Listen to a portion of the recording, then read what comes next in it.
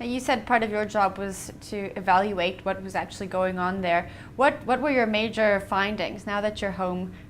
What did you find when you were there? Yeah, in the district is it's a sort of small province in Sierra Leone, and as I said, it's where the outbreak started.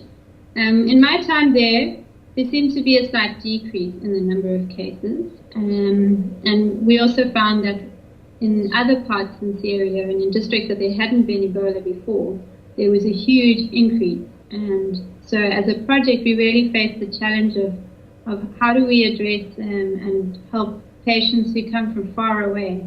Some of them travel 10 hours in an ambulance on really bad roads, up to 11 people in one ambulance, which was more like a 4x4 Land Cruiser than an ambulance.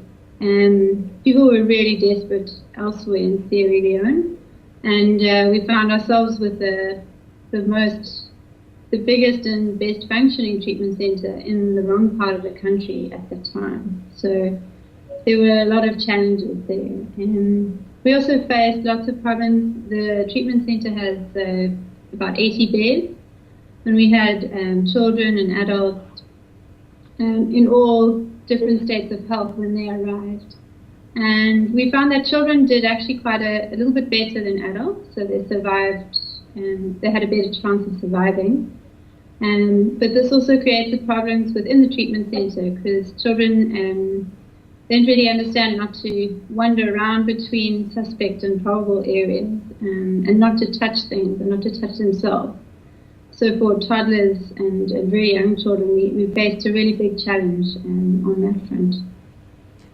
Wow. Now, what's the current rate of infection in this area that you visited? On average, we were getting about, by the time I left, maybe 3 or 4 cases a week. So it's quite slow. But in previous times, it had been up to 20, 30 cases per week. And we also know from other areas in Conakry and in Guinea and Dekadu that quiet times have been followed by a huge resurgence. So while we tried not to get too excited that perhaps it was decreasing, and that's when people relax, and that's when contact tracing and surveillance really needs to be on the ball so that no cases of Ebola go missed. So we can't really say we can't really predict whether it's going to increase or continue to decrease from this. We really just have to wait and see. Yeah, not in Kailuhun district. I think there's potential for it to decrease, and I think in the rest of Sierra Leone it really is increasing, and that's where the serious issues are because there's no treatment centres in those new hotspots, and some of them are much more populated. Kailuhun is quite a rural area, and the towns are not so big. So, yeah, the concern is really elsewhere in Sierra Leone as well.